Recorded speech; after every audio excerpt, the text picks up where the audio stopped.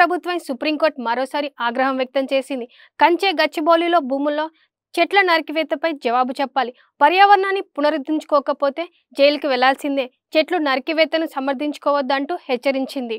అనంతరం విద్యార్థుల అరెస్టు అంశాన్ని ఈ కేసులో చేర్చవద్దని తెలిపింది. విద్యార్థుల అరెస్టు అంశంపై మరొక పిటిషన్తో రావాలని సూచించింది. తదుపరి విచారణ జూలై 23కు వాయిదా వేసింది. తాము ఈ కేసులో పర్యావరణ విషయాన్ని మాత్రమే పరిగణనలోకి తీసుకుంటామని స్పష్టం చేసింది.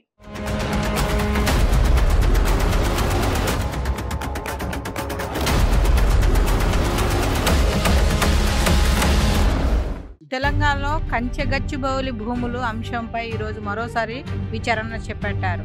Chief justice B R Gavai, justice Augustine George ధర్మాసనం విచారణ జరిపింది. ఈ నేపథ్యంలో సుప్రీంకోర్టు ధర్మాసనం స్పందిస్తూ వారాంతరంలో చెట్లు నరకడంలో ఆంతర్యం ఏమిటి, పక్క ప్రణాళికతో వారాంతరంలో చెట్లు నరికారు. డజన్ల కొద్దీ బులోజర్లు తీసుకొచ్చి చెట్లు నరికారు. సుస్థిర అభివృద్ధి మేము వ్యతిరేకం కాదు. చెట్లు నాటకపోతే చీఫ్ సెక్రటరీపై చర్యలు ఉంటాయి. అధికారులను సమర్థించుకునే యత్నం చేయొద్దు. చెట్లు నరికివేతను సమర్థించుకోవద్దు. వాటిని ఎలా పునరుద్ధరించుకోవాలో చెప్పండి. ఈ మేరకు రాష్ట్ర ప్రభుత్వం ప్రశ్నిస్తున్నాం.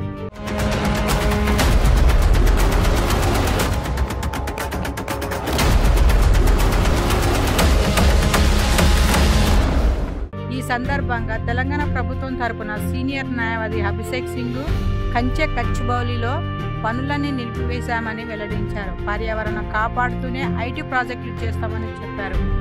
రిజైనల్ దాఖలు చేసేందుకు అవకాశం ఇవ్వాలని సింఘ్వి కోరారు. అనంతరం విద్యార్థుల అరెస్ట్ అంశాన్ని కేసులో చేర్చవద్దని తెలిపింది. విద్యార్థుల అరెస్ట్ అంశంపై మరొక పిటిషన్తో రావాలని సూచించింది. తదుపరి విచారణ జూలై 23కు వాయిదా వేసింది. తాము ఈ కేసులో పర్యావరణ విషయాన్ని మాత్రం పరిగణనలోకి తీసుకుంటామని స్పష్టం చేసింది.